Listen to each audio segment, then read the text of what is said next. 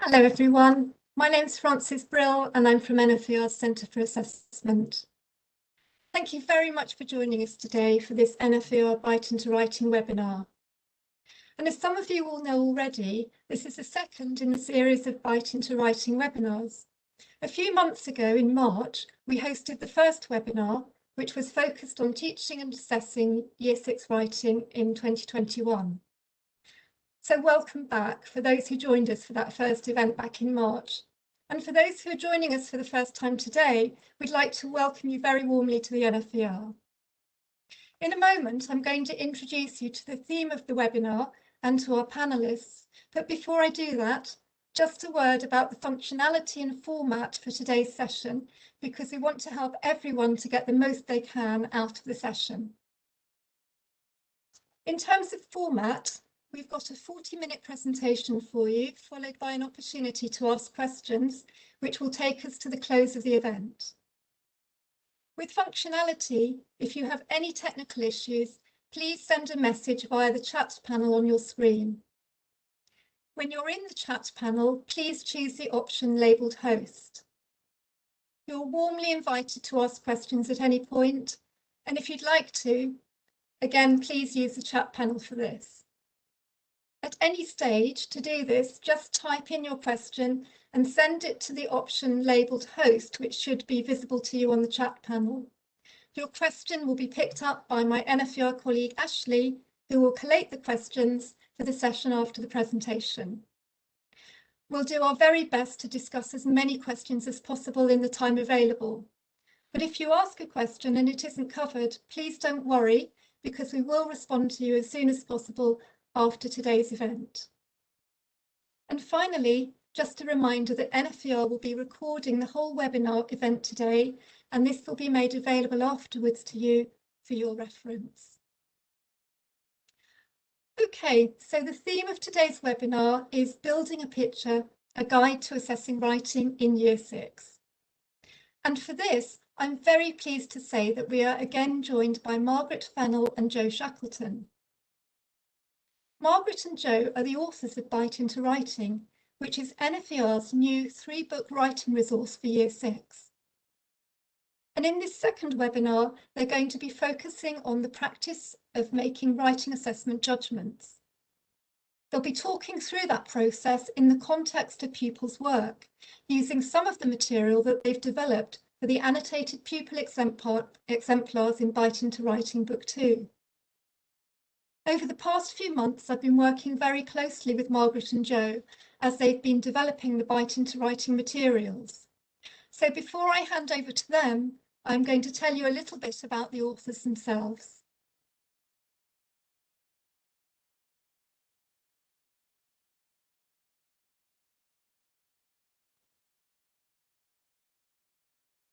So Margaret and Jo have worked together for almost 10 years. And as I'm sure that you can see from the information on this slide, they've got a wealth of literacy experience to share. And this includes working on behalf of England's Standards and Testing Agency on the national curriculum tests and on teacher assessment, where they help to develop the exemplification materials, as well as the training and standardisation materials for local authority moderators. But above all, they're passionate about pupils' writing and about supporting the development of young writers, which is what led them in the first place to the creation of the Bite into Writing materials. So I'm now going to hand over to Margaret and Jo, who are going to talk about Building a Picture, a Guide to Assessing Writing in Year 6.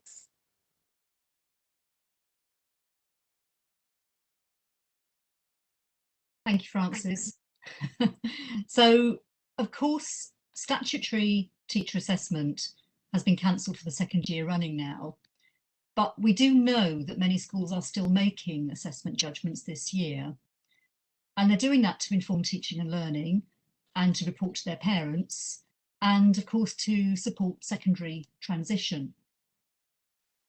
And assuming that teacher assessment, statutory teacher assessment, does take place next year in 2022, teachers will understandably want to make sure that they continue to be skilled up and confident in their assessment judgments.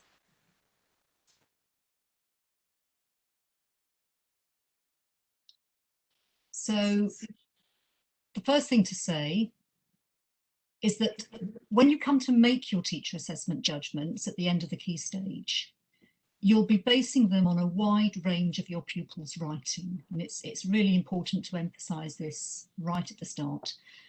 Typically, it'll be the day-to-day classwork in their exercise books or wherever they keep their written work. And ideally, it will be in the broader context of their writing across the curriculum. But to be fair, you'll probably be focusing for the most part on writing that stems from their work in literacy. You'll want to look at work from different genre and work written for a range of purposes and audiences. And you'll be making sure that writing evidences all of the pupil can statements from the teacher assessment frameworks within the standards you judge your pupils to be working at. And although you'll probably be drawing on their more recent work in Year 6, you will need to consider whether the evidence is sufficiently consistent to ensure that your judgment does genuinely reflect the standard they've reached at the end of the year.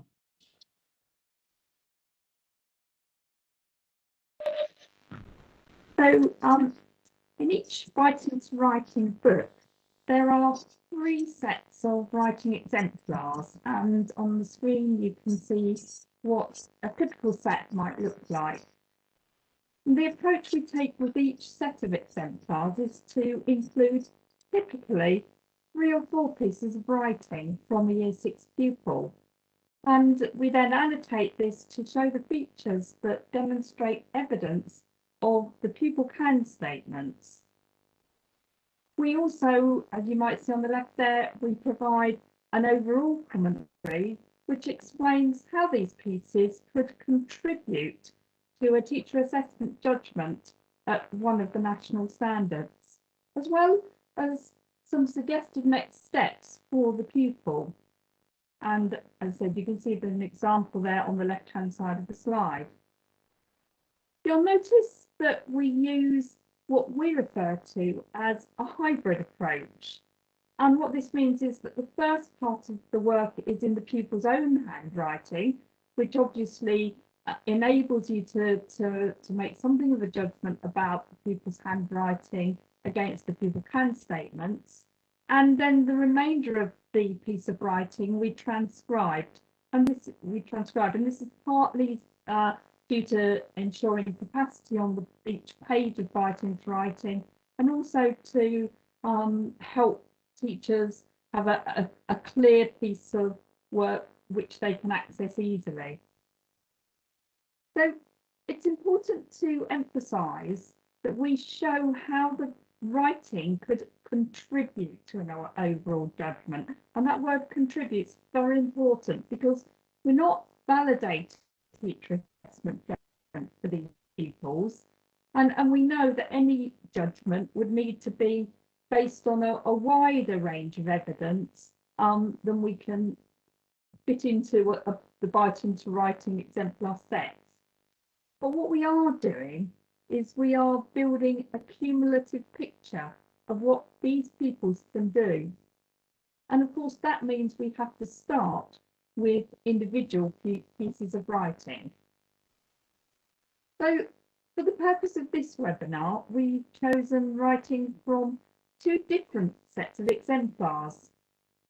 We've selected from them 2 pieces of writing, and one from what we call writer A and the other from what we call writer C.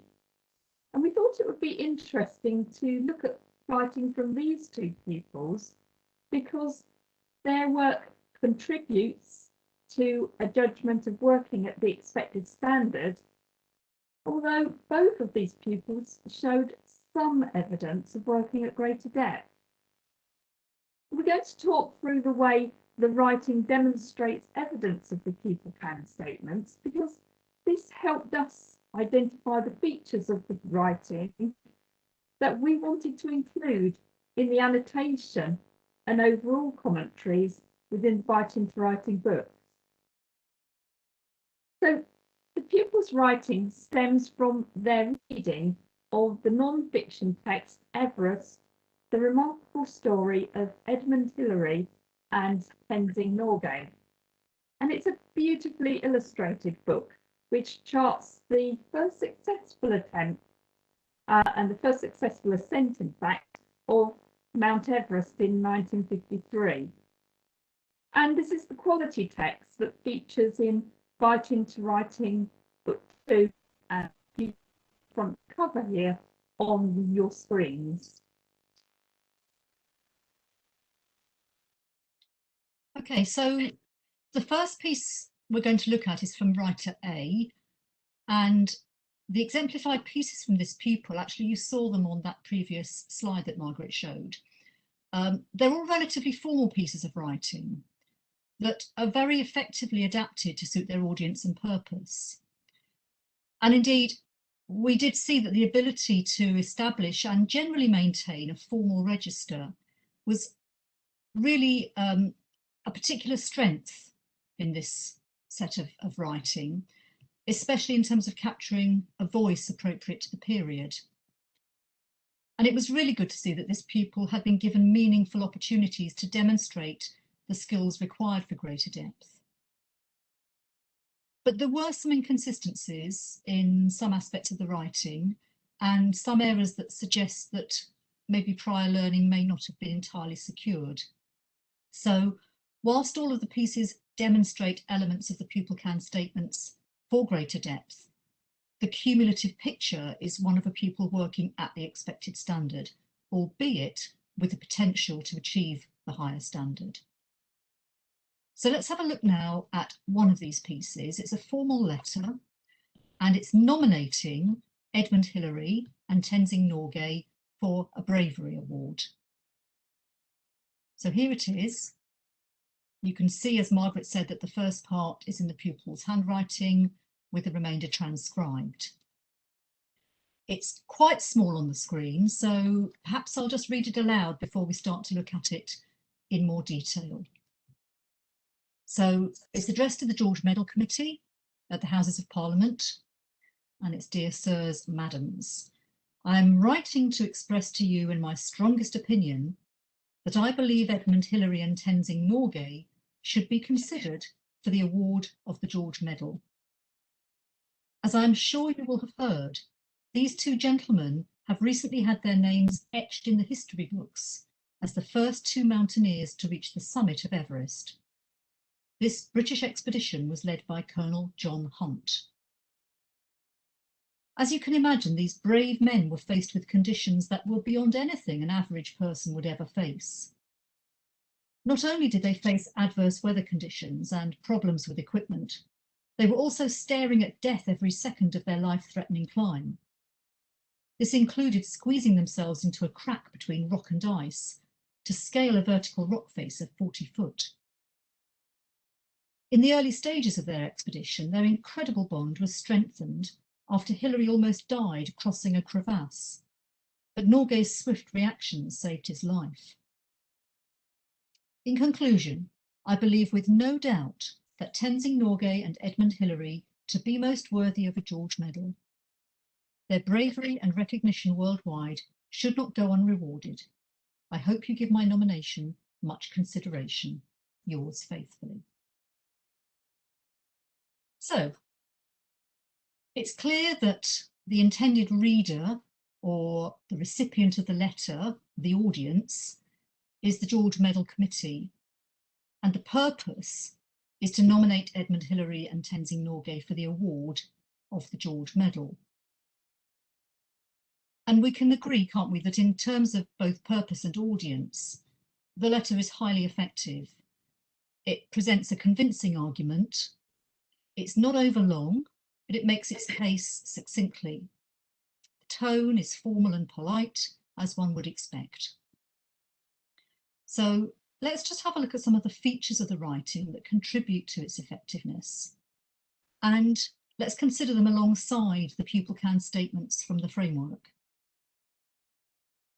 And the crux of this is the writer's selection of language, their choices of vocabulary and grammatical structures. And we'll need to determine that the choices made by the writer do reflect what the writing requires. And this, of course, involves drilling down into the language, the nuts and bolts, if you like, of the grammar, the vocabulary, the punctuation, and the structure of the writing. So for the purpose of clarity on the screen, you can now see that we've transcribed the complete piece. And we're looking just at the main body of the letter with the top and tail, the salutation and the sign-off now removed. So the first thing to notice, and we've highlighted here, is that we can see the first person, highlighted yellow there, I, my, and a second person direct address, you, highlighted green. That's entirely appropriate. It establishes a relationship between the writer and the recipient, and it supports the persuasive purpose of the letter with absolutely no loss of formality. And we can look at some of the choices of vocabulary. We've just highlighted several here for you. Etched in history books, life-threatening climb, bravery and recognition worldwide. That vocabulary is really quite aptly chosen to emphasise the worthiness of the nomination, because the nomination is what this letter is all about. And we can also look at the use of modal verbs. Should be considered, will have heard, would ever face, should not go unrewarded. Because they're really quite forcefully assertive and they contribute to the strength of the argument. And this brings us back to the appropriateness of this letter, to its audience and its purpose. And we see here a writer selecting language that does show good awareness of the reader. Now, the letter is addressed to a committee, the George Medal Committee, so that's an unknown recipient, and that therefore requires a relatively high level of formality. And again, I think we can agree that this is established and mostly maintained throughout. But again, we need to consider how that's been achieved. Now, you can see some highlighting on this slide. One of the things that's really quite noticeable in this writing is the use of nouns and noun phrases. We've highlighted quite a few for you here because there are quite a lot in the letter, and they're really quite expanded noun phrases. The first two mountaineers to reach the summit of Everest, conditions that were beyond anything an average person would ever face, every second of their life-threatening climb, and we could go on. There is a term, there is a grammatical term for the use of nouns rather than other word classes such as verbs or adjectives, and that's nominalisation, but I like to refer to it as nouniness, because the use of nouns and noun phrases in this way does tend to add a weight and a density to the writing, and that can create a sense of objectivity, and it supports the level of formality. And alongside that, we can consider the use of passives, passive constructions, the passive voice. There aren't many in this letter, but we've just highlighted them for you there. Be considered, were faced, was strengthened, because they also support a suitably impersonal tone for this formal letter. And they counterbalance, but actually work alongside the more impassioned language, again highlighted here in turquoise, staring at death, life-threatening climbs, squeezing themselves, incredible bond. That quite impassioned language the writer chooses in support of their case, because clearly this is a writer who feels very strongly that these two men deserve this medal. And again, let's consider the vocabulary. Again, choices of vocabulary. They really do quite effectively support period authenticity. These two gentlemen, most worthy. Let's remember this ascent of Everest was made in 1953, so it's not contemporary. And this young writer has captured that very effectively. So we do need to consider the structure of the writing. Specifically, we need to look at cohesion. how the writing hangs together. We've already noted that the letter presents a coherent argument. We can see that the paragraphs are, for the most part, suitably expanded to provide evidence in support of the nomination. But one thing that's quite interesting, and we've highlighted here for you, is the way the writer uses what we call synonymous references. They're highlighted. In other words, slightly different ways of referring to the same entity. So Edmund Hillary and Tenzing Norgay, these two gentlemen, the first two mountaineers, these brave men, they, typically noun phrases and pronouns. But that supports cohesion, and it also maintains a very clear focus on those two nominees because they are the whole reason for writing the letter. So not only does that help to make the argument and the writing cohesive, it also links right back to the sense of audience and purpose of writing. And also supporting cohesion, we can look at verb tenses. And the verb tenses in this writing are consistent, are correct, and actually well managed. For example, on this slide, you can see we've got the present progressive there. I am writing, I'm writing now. And they've got the past progressive, were staring in turquoise there. And we've got the present perfect in green, have heard, have had. And they work alongside the use of the simple past in green, included, saved, and the simple present, I believe, I hope. So it's not simply a question of saying it's all in the past tense, it's all in the present tense. Actually, there's a mixture here, and that's highly appropriate and very well managed, and again, supportive of cohesion. So let's just turn our attention to punctuation. In terms of the punctuation taught at Key Stage 2, we can see that we've got commas to mark fronted clauses. They're highlighted in green. And also to mark fronted phrases, highlighted in purple. And we can see that this writer also uses hyphens. They're just highlighted in green there. I think we can see them used twice, life-threatening and 40-foot. But we also notice some inappropriate use of commas, again highlighted in green. If you can see on the first line there, I'm writing to express to you in my strongest opinion, comma, that. And a similar structure in the final paragraph, first line, in conclusion, I believe with no doubt, comma, that. So there's a little bit of uncertainty here around the use of commas, because that's not appropriate to use a comma before the conjunction that to introduce a reported clause in that way. And there are also, just on the next slide, thanks. Also just a few errors and inconsistencies with the use of capital letters for proper nouns. So Houses of Parliament, madams. And I know you might think, perhaps being a little bit picky, Houses of Parliament, for example, won't be a particularly familiar proper noun to many pupils. But this was a feature that we did note throughout this pupil's writing. It was an inconsistency that might have been a result of a lack of proofing and editing, or it might have been symptomatic of gaps in earlier learning, and it will be a conversation with the teacher that would help us further with that. So that's the bigger picture in terms of a range of work.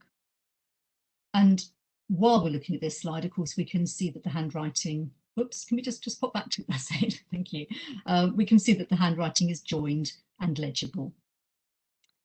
And just moving on, in terms of spelling words from the Year 5, Year 6 list, we've got some evidence here highlighted of those words correctly spelt, and that would contribute to a bigger picture of evidence across a wider range of different types of evidence of spelling. And we can see that spelling as a whole is largely accurate. There's just that one error, if you spotted it, in the penultimate line, recognition, spelt with an M, and that was the pupils spelling. That's not a typo on the slide. So the pupil can statements for the expected standard are met. We just need the next slide. Thank you.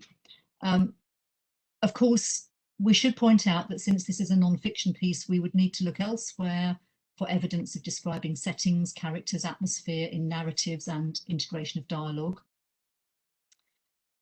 There's certainly some evidence for working at greater depth in terms of selecting the appropriate form for writing the letter, for choosing the appropriate register, and perhaps drawing independently on what's been read as models for their own writing. But the control over the level of formality, particularly through the manipulation of grammar and vocabulary, is not yet quite assured.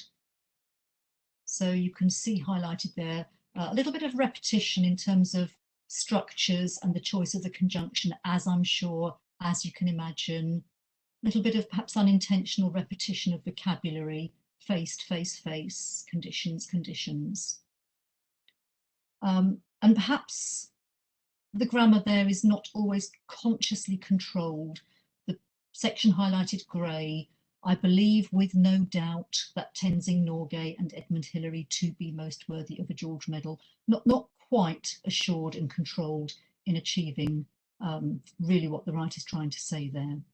But there's more explanation in the overall commentary, as well as some suggested next steps for this young writer, which of course take into account the other pieces of their writing. And just to finish off, just the next slide, thank you.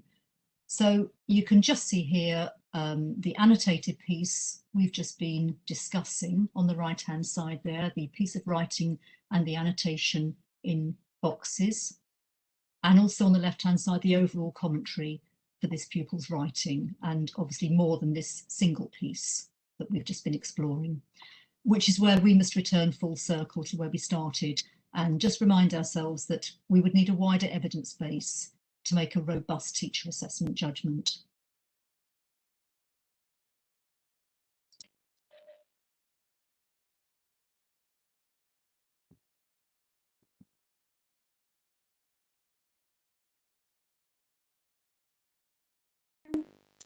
Thanks, Jo. And what we're going to do now is to look at a second piece of writing, and this time from a different pupil. And once again, this is a piece that contributes to a judgment at the expected standard, albeit with some evidence of working at greater depth. And here you can see that we've chosen another letter, and we just thought it might be interesting to explore another piece that uses the same form, but that was written for a very different purpose and audience. And again, you'll see that the first piece is in the pupil's own handwriting, and the remainder has been transcribed. And again, I'll read it aloud just because it might be difficult to see on the screen. So at the top, we have the date, 7th of June, 1951. Dear Mum, Dad and Rex, it is there. Hi, I hope that you're both okay. I'm pretty sure that the bees are more annoying than when I left. I know Rexford is. It isn't that I thought Shipton couldn't be trusted. It's just that the others didn't look like they had that much experience for such a huge expedition. But they've grown on me. I've made some friends. Laughing and joking is surprisingly helpful in these dark times. We have battled many hazards so far. The worst one was the monsoon. it just had to attract another problem: blood-sucking leeches. Did you know that those stick to you like sponges? We finally threw those monsters off, but the rain didn't stop. We all huddled up inside an icy divot under some snow. I managed to get a good look at Shipton's face. He looked scared. My highlight came quite recently, since we just saw Everest in its full majestic form. You might gasp when you read the next few words, but I was actually speechless. I felt like I was going to faint with excitement. My legs started to wobble, and I could feel my heart thump heavily in my chest. I've seen many amazing things throughout my life, but this was just next level. I've taken some breathtaking pictures to show you when I return. Sorry, I have to go. It's late at night, so I should get some while I still can. I need to be ready for the morning. Bye, from your loving son, Edmund. So, just for the ease of reading, we're going to look at a full transcript here with just the date omitted to enable a larger font size to be on the screen.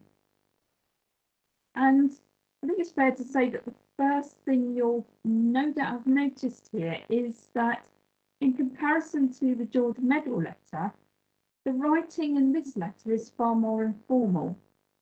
And of course, this is entirely appropriate, as it's written in role as Edmund Hillary during his first expedition to Everest, and the recipients are his parents and his younger brother Rex, or refers.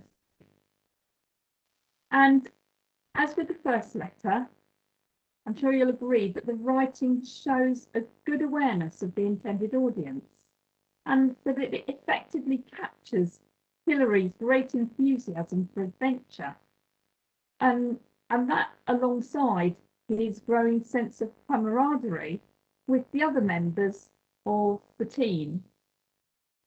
Now, it's worth noting that the letter does occasionally draw on vocabulary from the source text.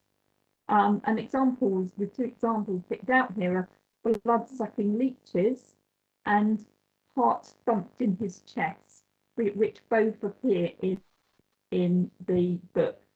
But nevertheless, the letter does offer a very valid and personalised version of the events of the expedition. So let's now perhaps consider some of the choices of language that reflect what the writing requires and how such choices contribute to the effectiveness of the piece, and particularly in terms of purpose and audience. I think that it's really notable that a prime characteristic of this letter is its easy, very conversational tone, and one that helps to create this ambience of familiarity, perhaps one that's very akin to a close-knit family. And the writer achieves this primarily in two ways. The first of these is through choices of colloquial and idiomatic language. And you can see these are highlighted here in yellow. Hi, okay, I'm pretty sure on there. Actually speechless. And then secondly, if we just move this slide on, thank you. And secondly, there's this use of contracted forms, and again you can see these highlighted here. He isn't, couldn't, didn't, they, didn't, I, it. And again, another feature of informality. So we already can see that both these three features are supporting purpose and audience of the letter, supporting this informal letter back to family. And then even to support it even further, we can also see that there are these bracketed comments. And again, they pick up on this casual, chatty banter between the son, the brother, and the parents. Now, the next slide. Thank you. Now, just drilling down further into the language, we can start to look at the address here. So here we've got the first person and second person address, both of which are used appropriately. And again, thinking about that purpose and audience, what the writer's doing here is establishing this family relationship. But not only that, but also this relationship between Ed and his colleagues on the expedition. So, we have battled many hazards so far. And then back to family, did you know that these things stick to you like thunders? And back to the expedition, we finally threw off those monsters, we all huddled up. And then back to this, I managed to. So it's a conversational piece, almost batting backwards and forwards between Hilary, the parents, and his colleagues. And then helping to balance the piece, the writer's also drawing on some quite well chosen pictorial vocabulary, descriptive, hinting at the discomforts and the rewards of Ed's experience, particularly these discomforts, dark times, we've battled, hazards, plungers, huddled, icy divot, but then sort of almost showing the rewards, breathtaking pictures.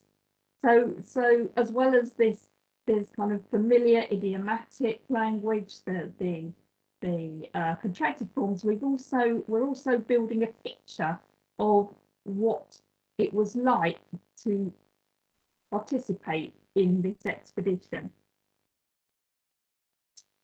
And just building on that again, I think we've moved on. I think we go back a slide, please, Francis. Oh, sorry. Okay, we've got that one. Again, these contrasts with some of the more short single clause. Sorry, Francis, can you move on? Me muddling my notes, apologies. Okay, so now let's consider some of the grammatical structures that reflect what the writing requires. And as you can see, highlighted here, we have a couple of quite ambitious multi-clause sentences. Now, the first one, it isn't that I thought Shackleton couldn't be trusted, it's just that the others didn't look like they had that much experience for such a huge expedition, but they've grown on me. So this first one is really helping to reveal the writer's thoughts. And in the second one, we finally threw those monsters off. The rain didn't stop. We all huddled up inside an icy divot under some snow, which really creates some more detailed images of, if you like, what was happening during some of the more difficult times of this expedition. And then we have a contrast here. Let's move on with some quite emphatic single clause sentences.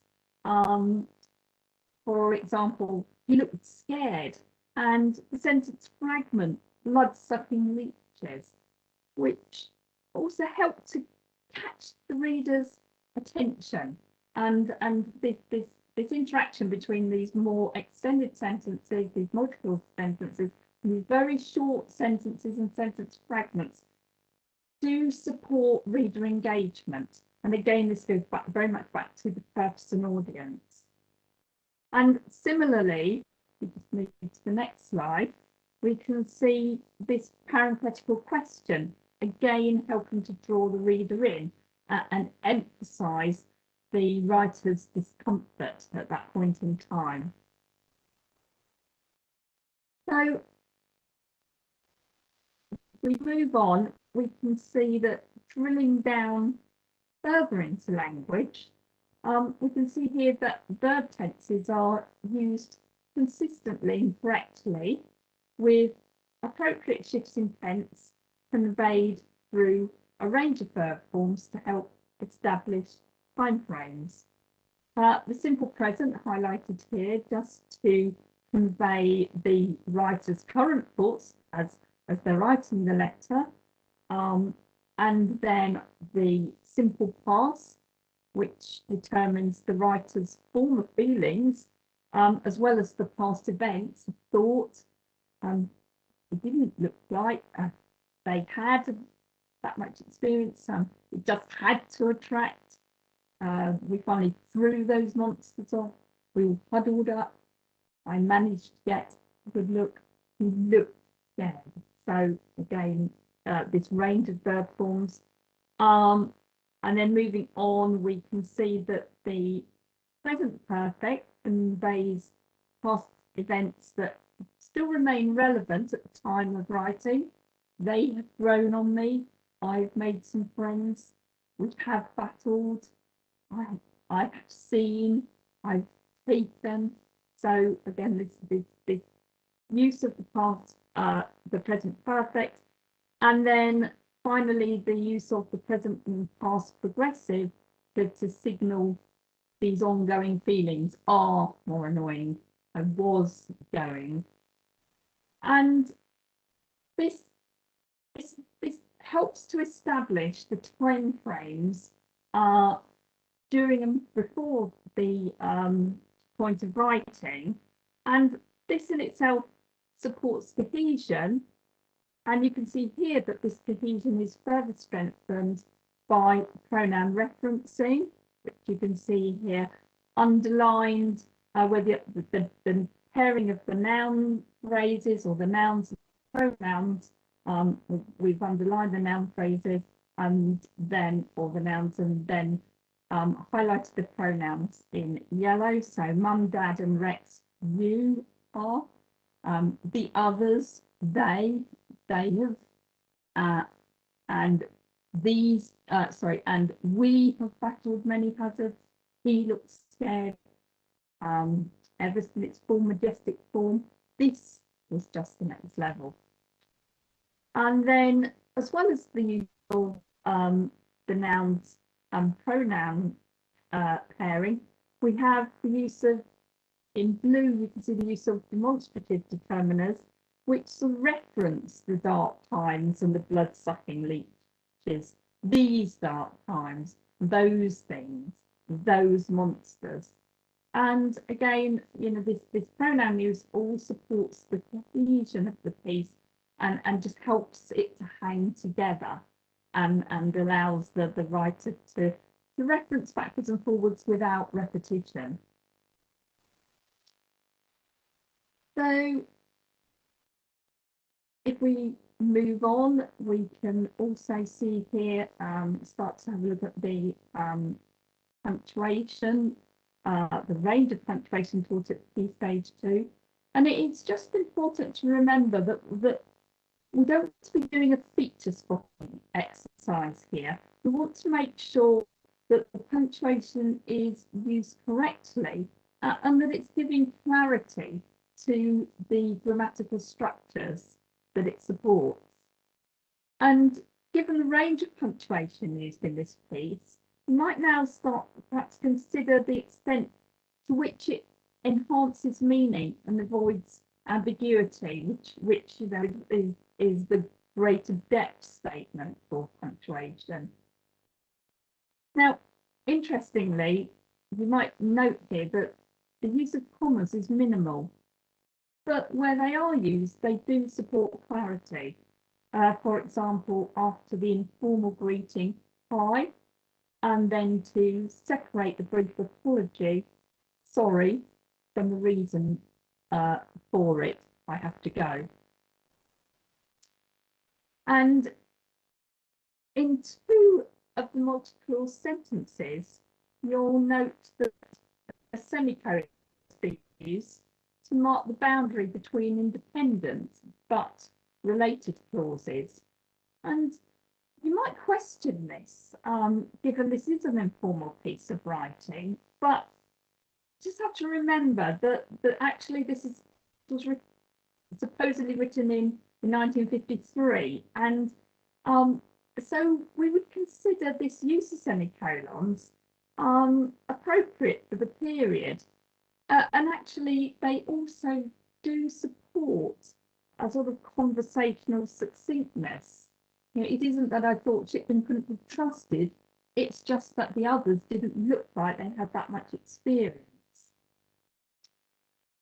And as you'll no doubt have spotted, there's also a dash here, which acts in a similar capacity to the semicolons, you know, marking the boundary between those independent but related clauses, but this time suggesting a greater degree of informality.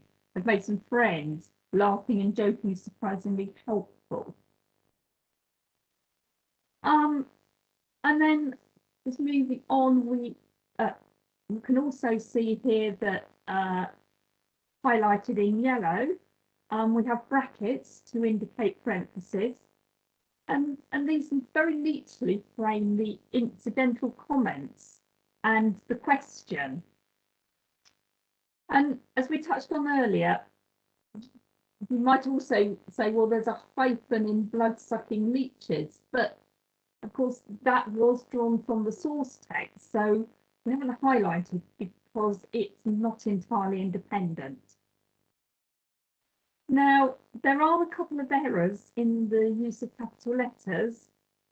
For example, in the initial bracket comment, where if really should be lowercase, and similarly in the final sign-off, where from following by should also be lowercase. So just a couple of errors creeping in there in terms of the punctuation.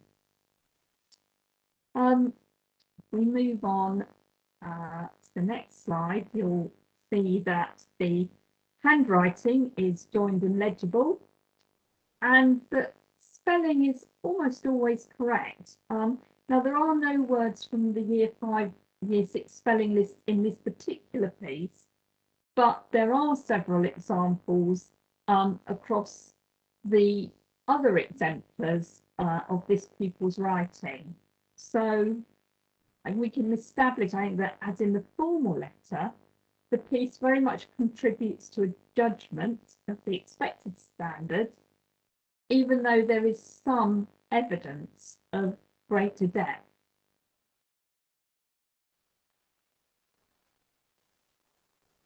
So it's clear that this young writer has a very strong sense of purpose and audience, and that they are able to project Hilary's character through a fairly credible writer's voice.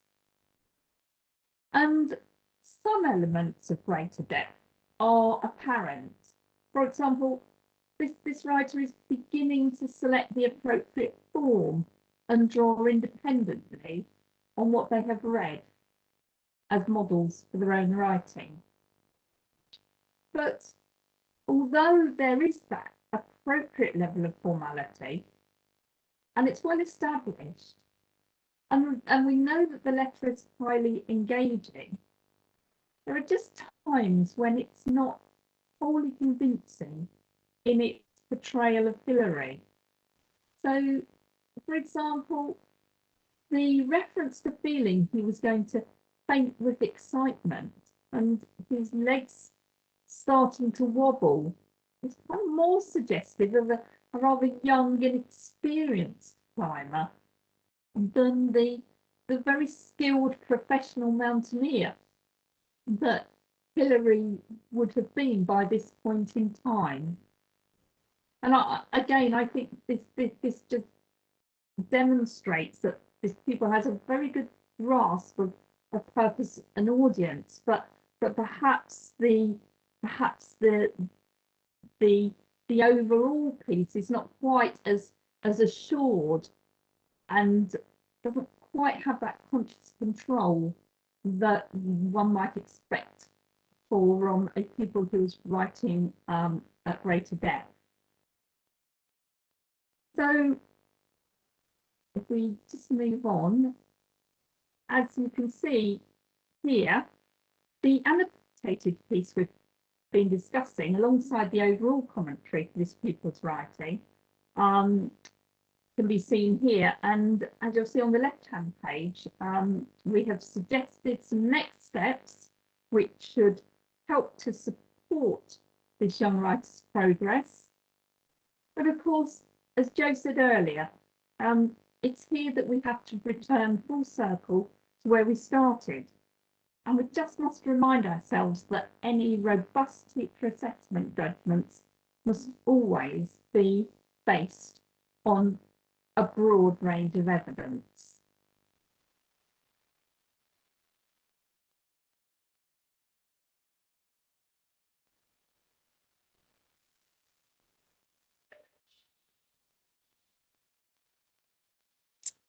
Well, thank you so much, Jo and Margaret, for taking us through those exemplars and building a picture by sharing and discussing the features of the writing in the way that you did. I hope everybody's found that as interesting as I did. Now, as I mentioned earlier, we now have 10 minutes or so, a little bit of time for just a few questions. So let's have a look at those questions now. So the first one here is actually about the use of pupil can statements. And the question is, Jo and Margaret, you referred to the pupil can statements while you were talking through the pupil's writing, but I wondered whether you used a checklist to make sure that they'd all been met.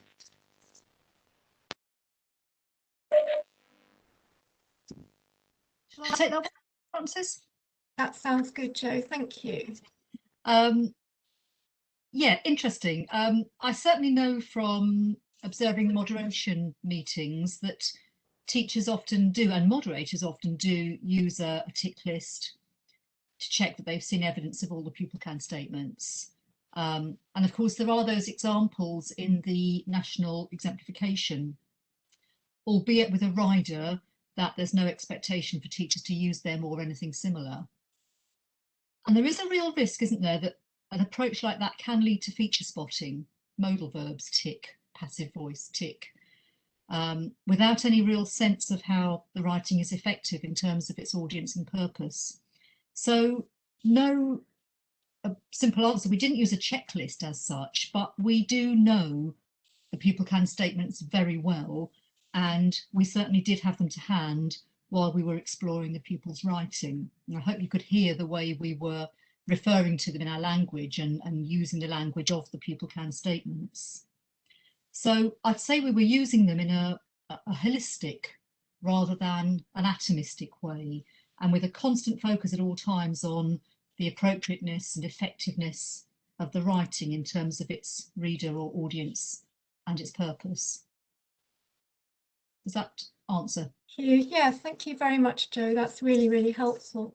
We've just got time just for one other question here. So this is about the breadth of the evidence base. So the question is, given that you're making a TA judgment based on 3 or 4 pieces of writing, are you saying that this is a broad enough evidence base, and would that be sufficient for external moderation?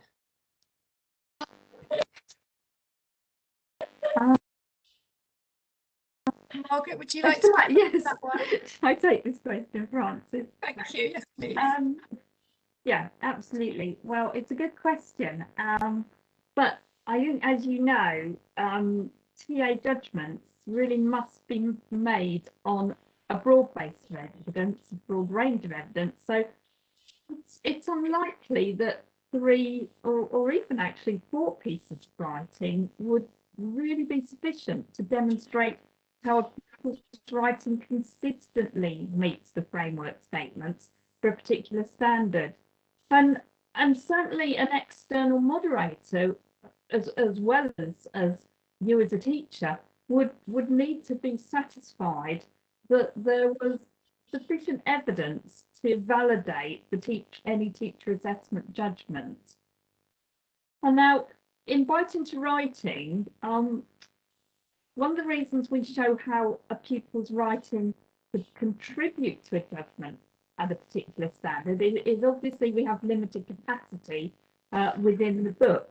And that's why we make it very clear throughout that this is about contributing to a judgment and not actually validating it. So whilst these exemplars are designed to support the school's internal moderation processes, they should definitely not be seen as validating an overall judgment for the standard that we specify, as we know that a broader evidence base would be required in order to do this.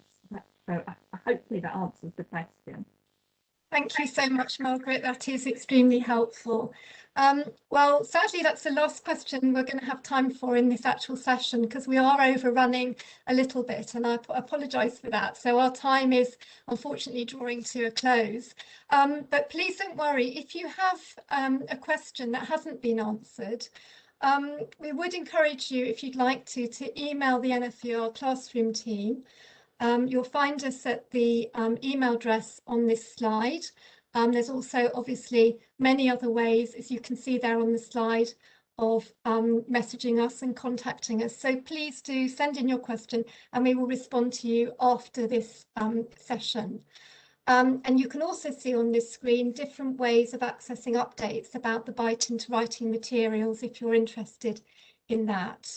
So it just remains for me to thank Jo and Margaret very much for their time today, and also to you to thank everyone who's joined us for attending and participating in this webinar. We hope you found it interesting, and we hope to welcome you back to the NFER sometime soon. So goodbye.